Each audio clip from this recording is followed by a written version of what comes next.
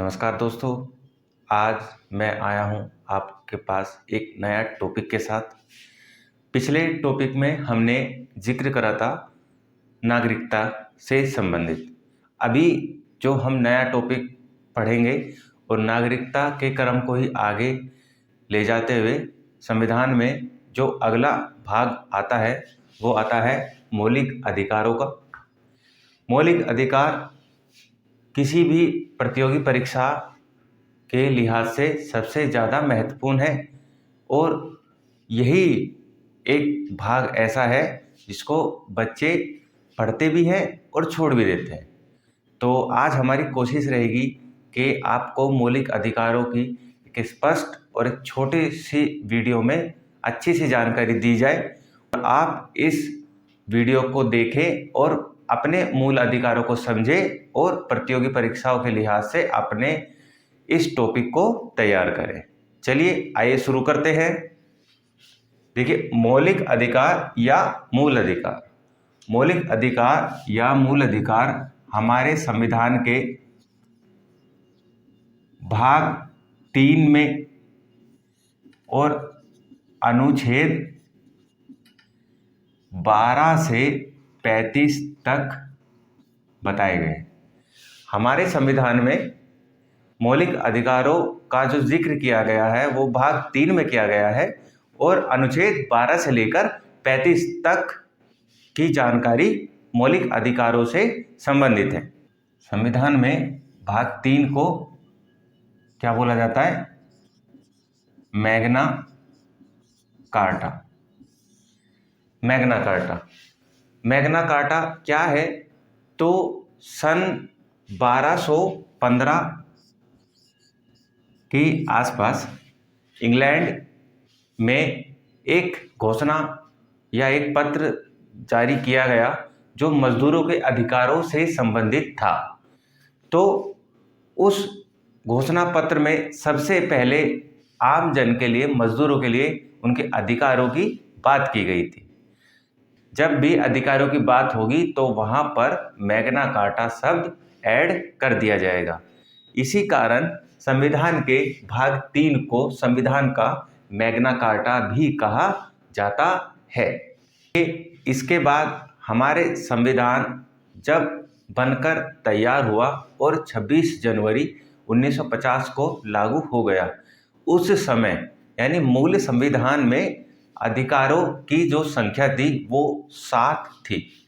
मूल संविधान में अधिकारों की संख्या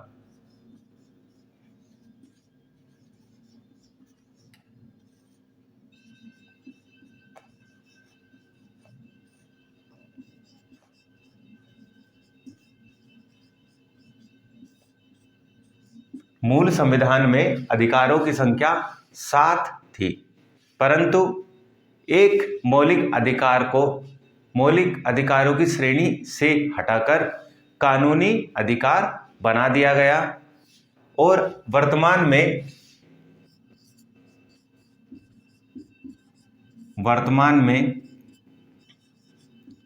मूल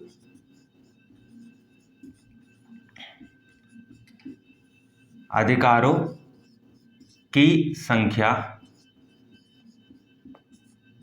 6 हो गई।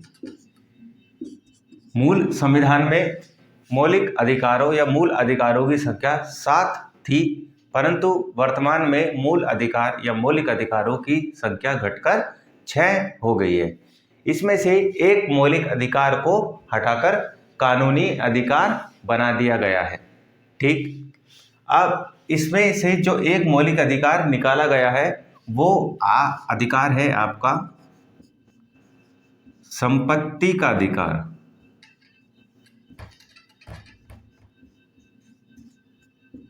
संपत्ति का अधिकार। संपत्ति का अधिकार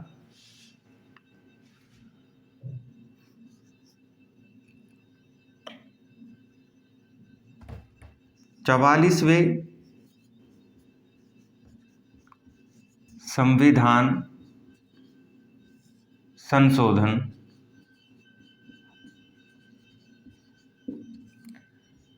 1978 के द्वारा 44वें संविधान संशोधन 1978 के द्वारा संपत्ति के अधिकार को मौलिक अधिकारों की श्रेणी से निकालकर क्या बना दिया गया? कानूनी अधिकार।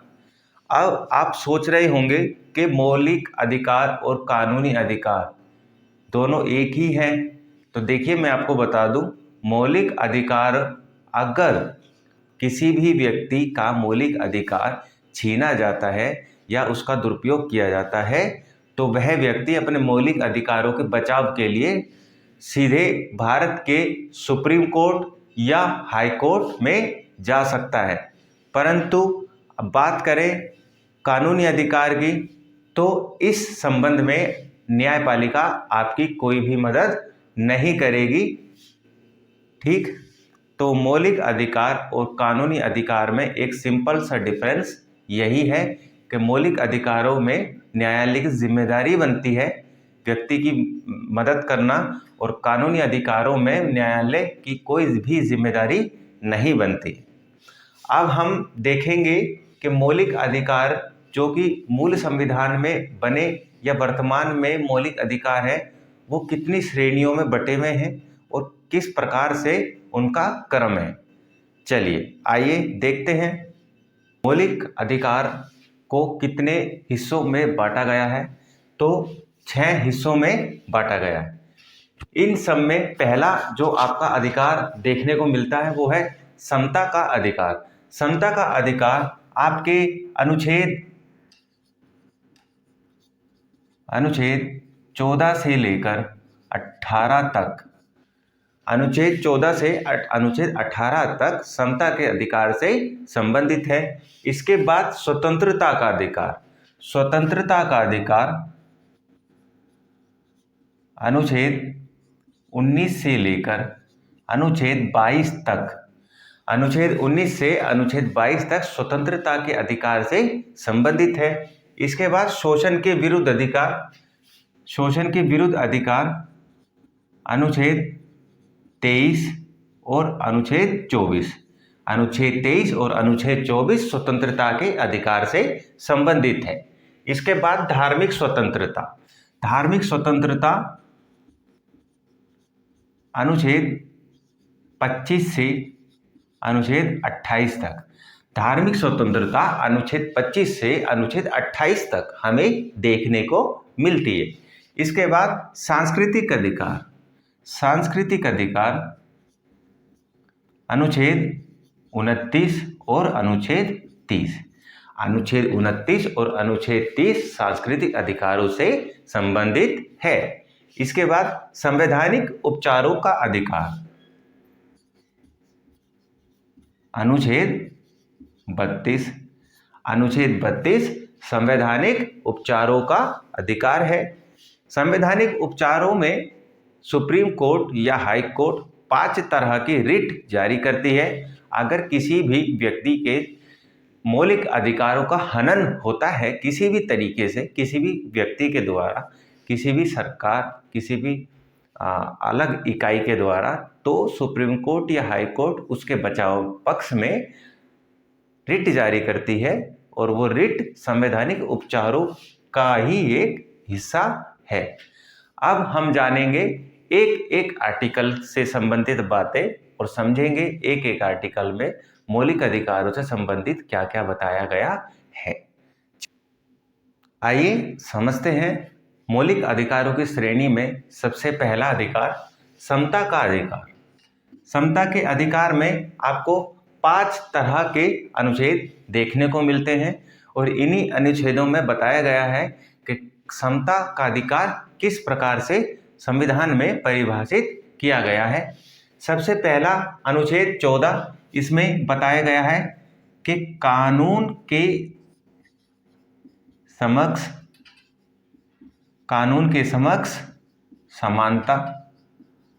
देखिए, अनुच्छेद 14 में बताया गया है कि कानून के समक्ष समानता, यानी कानून की नज़र में सभी समान होंगे।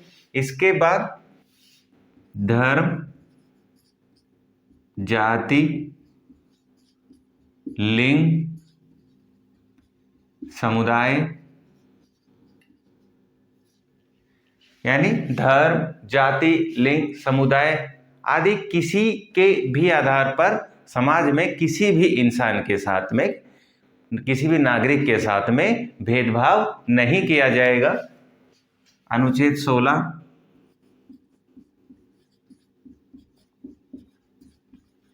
सार्वजनिक नौकरियों में समानता। अनुच्छेद 16 बताता है कि सार्वजनिक रूप से जो नौकरियां होती हैं उसमें सभी के लिए बराबर स्थान दिया जाएगा, सभी को इक्वली राइट होगा कि वो उस नौकरी के लिए आवेदन कर सकता है। अनुच्छेद 17 अस्पृश्यता या छुआछूत। अनुच्छेद 17 अस्पृश्यता यानी छुआछूत से संबंधित बातें बताता है कि संविधान में या भारत में अब से छुआछूत को नकार दिया गया है। अस्पृश्यता की जो भावना है अब उसको हटाया जाता है, नकारा जाता है। अनुच्छेद 18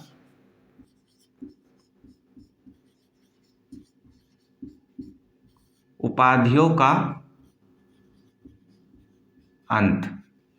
अनुच्छेद 18 उपाधियों के अंत से संबंधित है, यानी आप अपने नाम के आगे राजा, महाराजा, युवराज, नवाब नहीं लगा पाएंगे। वैसे अगर संविधान किसी भी तरीके से उपाधियां आपको देता है तो किस किस उपाधियों का टाइटल आप अपने नाम के आगे, किस किस उपाधियों को आप अपने नाम के आगे लगा सकते हैं। जैसे आपने पीएचडी किया हो, या आपने डॉक्टर हो, या फिर आप आर्मी,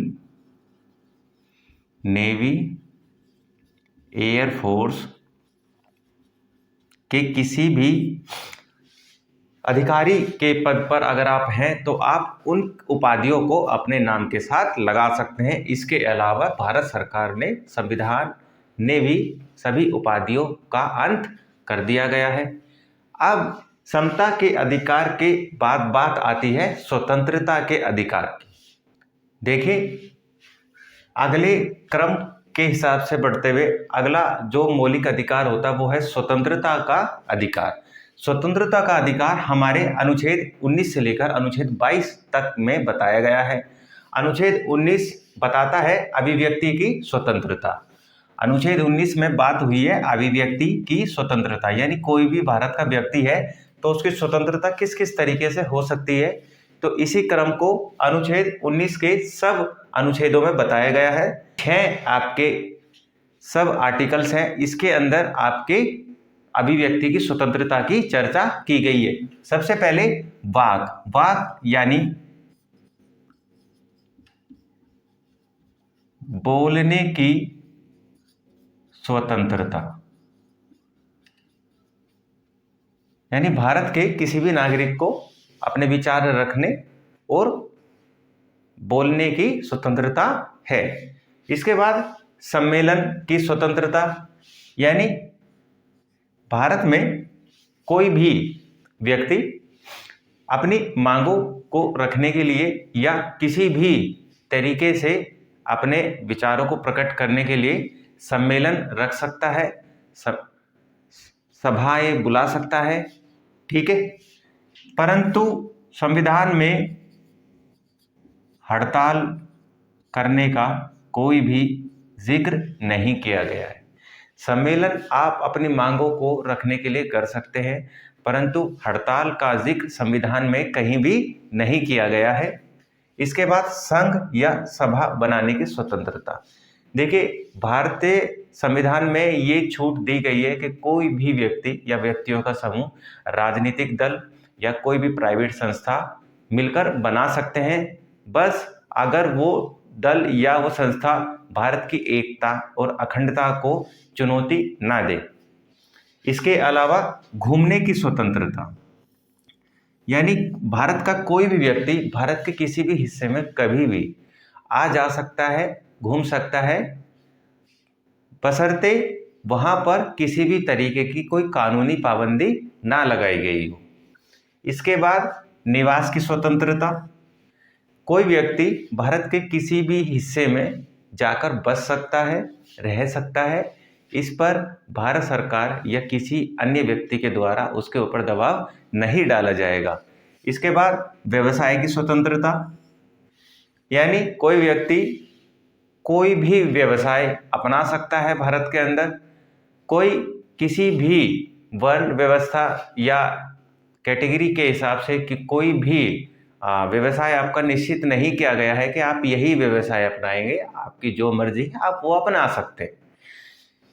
बात करें इसको याद कैसा करा जाए, तो देखिए याद करने का सीधी सी बात है, एक कहानी के रूप में इसको पढ़िए। जैसे कोई इंसान बोलने की स्वतंत्रता चाहता था, जैसे ही उसको बोलने की स्वतंत्रता मिली, अब उसको अपनी मांगे रखने का विचार आया, तो इस तरीके से उसने सम्मेलन करना स्टार्ट करा। जैसे ही सम्मेलन करना स्टार्ट करा, तब उसको लगा कि अकेले से काम नहीं बनेगा, मुझे एक संघ या सभा बनानी होगी। तब सम्मेलन के बाद में उसने एक सभा का निर्माण करा ताकि वो अपनी मांगे अच्छे से रख सके। अब अपनी सभा बनाने के बाद में अब मांगे तो वो रख सकता था, तो रखे कैसे? इसके बाद उसने घूमने की सोची, वो जगह जगह घूमा और उसने अपने विचार लोगों के सामने रखे। घूमने के बाद में वो अब चाहता था रिटायरमेंट के बाद में कि मैं कहीं जब बूढ़ा हो जाऊं तो एक जगह रहूं, तो भारत के किसी भी हिस्से में वो जाकर बस सकता था, निवास कर सकता था। अब इन सब के होते हुए उसको खाने के लिए कुछ चाहिए, तो इसलिए उसको कोई भी व्यवसाय करने की छूट है, तो इसलिए वो कोई भी व्यवसाय कर सकता था। तो देखिए याद करने की एक ट्रिक आपको बनानी पड़ेगी, कहानी के रूप में बनाइए, ट्रिक के रूप में बनाइए। देखिए बार बार पढ़ना जरूर पड़ेगा, पढ़ेंगे तो ही आप एग्जाम को पास कर पाएंगे और कोई भी टॉपिक आप अच्छे से याद कर पाएंगे। अब अगला स्वतंत्रता के अधिकार से आगे बढ़ते हुए आर्टिकल 19 यानी अनुच्छेद 19 की बात हो गई है, अब पढ़ेंगे अनुच्छेद 20, अनुच्छेद 21 और अनुच्छेद 22। अनुच्छेद 20 में क्या बताया गया है?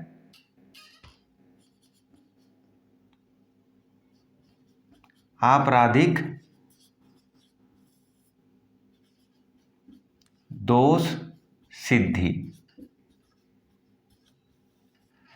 आपराधिक दोष सिद्धि यानी पुलिस आपको किसी भी विषय में पकड़कर ले जाती है, तो आपके पास में ये राइट है कि आप किसी भी अपराध में अगर आप संलग्न पाए गए हैं या नहीं भी पाए गए हैं, आपको उठा लिया गया है किसी भी कारण से, आपको कोर्ट के सामने पेश किया जाता है, तो आप अपने वकील के माध्यम से अपनी बातें रख सकते हैं। इसके बाद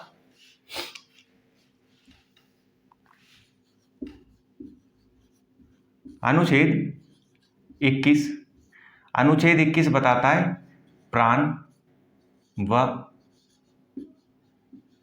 दैहिक स्वतंत्रता। अनुच्छेद 21 में बताया गया प्राण व दैहिक स्वतंत्रता या निजी जीवन से संबंधित स्वतंत्रता। अनुच्छेद 21A, अनुच्छेद 21A जो है ये संविधान में 86वें संविधान संशोधन अधिनियम 2002 के द्वारा संविधान में जोड़ा गया। इसके द्वारा 6 से 14 साल तक के बच्चों को मुफ्त शिक्षा, इसके द्वारा 6 से 14 साल तक के बच्चों को मुफ्त शिक्षा दी जाएगी। इसके बाद अनुच्छेद 22, अनुच्छेद 22 आपको बताता है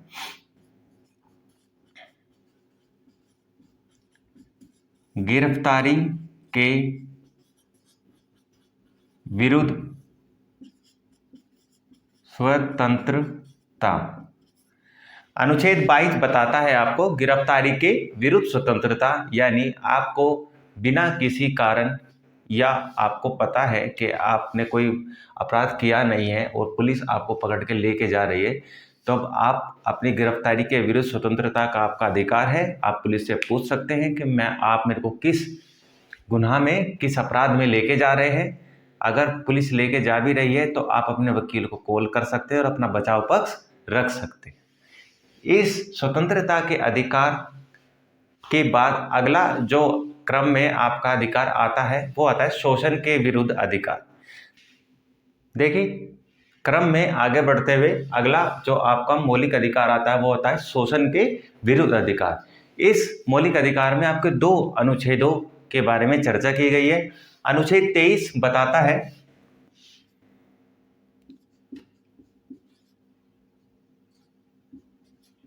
सार्वजनिक संस्थान पर महिला के साथ दुर्व्यवहार या बंधुआ मजदूरी, ठीक है, सार्वजनिक संस्थान पर या सार्वजनिक स्थान पर किसी भी महिला के साथ कोई भी दुर्व्यवहार या किसी भी व्यक्ति को जबरदस्ती बंधुआ मजदूरी कराई जाती है, इस संबंध में वह व्यक्ति या वह महिला सीधे पुलिस के पास या सीधे हाई कोर्ट या सुप्रीम कोर्ट जा सकती है। इसके बाद आर्टिकल 24 यानी अनुच्छेद 24 क्या बताता है? 14 वर्ष से कम बच्चों को कारखानों आदि में मजदूरी से रोक। यानी 14 वर्ष तक से कम बच्चों को मजदूरी ना कराई जाए। अगर कोई भी बच्चा या किसी भी पब्लिक प्लेस में, कारखाने में, होटल में कोई भी बच्चा 14 वर्ष से कम उम्र का बच्चा अगर मजदूरी करता हुआ पाया जाता है तो उसके अधिकारों की रक्षा करने का अधिकार पुलिस या फिर सुप्रीम कोर्ट या हाई कोर्ट का है। अब इसके बाद हम शोषण के विरुद्ध अधिकार से अगला जो आपका मौलिक अधिकार है वो है धर्म की स्वतंत्रता का अधिकार। चलिए देखिए, मौलिक अधिकारों का क्रम आगे बढ़ाते हुए अगला मौलिक अधिकार है हमारा धार्मिक स्वतंत्रता। धार्मिक स्वतंत्रता के अंदर 4 मौलिक अधिकारों के बारे में चर्चा की गई है। इसमें सबसे पहला अनुच्छेद जो पड़ता है वो है अनुच्छेद 25। अनुच्छेद 25 में क्या बताया गया है?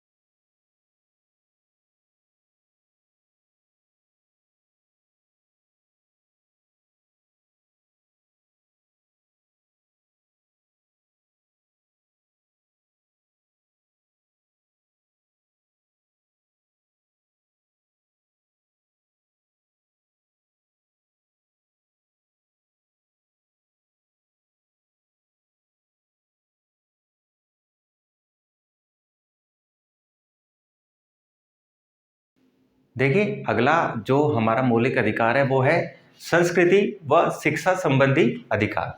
संस्कृति व शिक्षा संबंधी अधिकार में 2 अनुच्छेद हैं।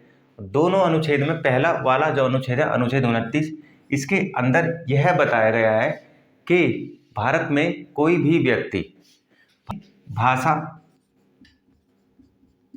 लिपि, बोली व संस्कृति को बचाए रख सकता है, इसका संरक्षण कर सकता है, और कोई भी संस्था, सरकार या व्यक्ति के द्वारा उसकी भाषा, लिपि, बोली व संस्कृति पर अधिकार या जबरदस्ती उसको त्यागने के लिए नहीं कहा जाएगा। ठीक है। इसके बाद बात आती है अनुच्छेद 30 की। तो अनुच्छेद 30 में बताया गया है कि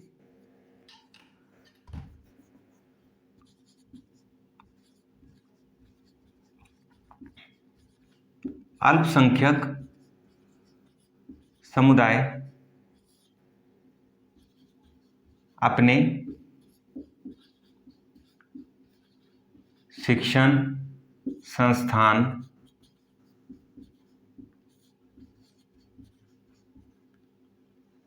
बना सकते हैं। यानी अनुच्छेद 30 इस बात की आज़ादी देता है कि भारत में अल्पसंख्यक समुदाय अपने बच्चों को अपना कल्चर आगे देने के लिए, अपना कल्चर सिखाने के लिए, अपनी भाषा, अपनी लिपि, अपनी बोलियां सिखाने के लिए, अपना इतिहास बताने के लिए क्या कर सकते हैं, संस्थानों का निर्माण कर सकते हैं, और इसमें भारत सरकार के द्वारा भी मदद की जाएगी। परंतु कोई भी संस्था या कोई भी व्यक्ति जबरदस्ती इनके ऊपर दबाव बनाकर इस संस्थान को बंद नहीं कराएगा। और अब इस मौलिक अधिकार के बाद जो अधिकार आपके सामने आएगा वो आएगा संवैधानिक उपचारों का अधिकार।